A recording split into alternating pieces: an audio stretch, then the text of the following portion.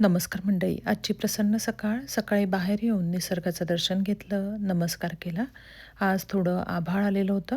आज अधिक मासातील सर्वात पवित्र तिथी म्हणजे कमला एकादशी होती, जिला परमा एकादशी असंही म्हणतात.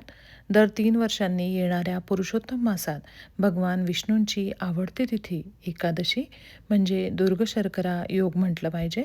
सामान्य महिन्यातल्या एकादशीपेक्षा अधिक मासातील एकादशीला केलेले दान, जप, व्रत अधिक फलदायी ठरते, अशी आपल्याकडे मान्यता आहे. सकाळची सगळी छानपैकी कामं आवरली. मुलीचा डबा तयार केला, ती शाळेला गेली. त्यानंतर मी ट्रेलमध्ये एक छोटी चक्कर मारायला आले. ट्रेलमधनं घरी गेले, देवासाठी अंगणातली फुलं तोडली. सगळं छान आवरून आधी शांततेत बसून मनोभावे देवाची पूजा केली.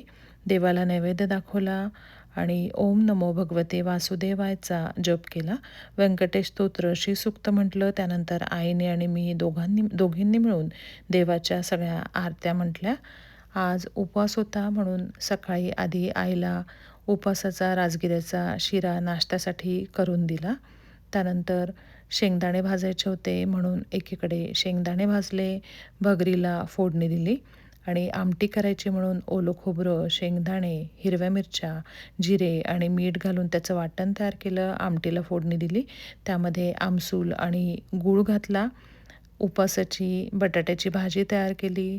त्यावर दाण्याचं कूट पेरलं आणि आमटी छान उकळू दिली. तोपर्यंत कलिंगड चिरायचं होतं म्हणून ते चिरून सगळ्यांना ते दिलं. तोपर्यंत आईने तिचं नित्यसेवेचं वाचन केलं. व्यंकटेश स्तोत्र तिने म्हटलं आणि रामनामाचा तिचा जप तिने लिहिला. हे सगळं होईपर्यंत एकीकडे रस तयार केला आणि सगळ्यांना गरम गरम फराळाचं दिलं. अशा प्रकारे आजचा छानपैकी आम्ही दिवस घालवलेला आहे. धन्यवाद.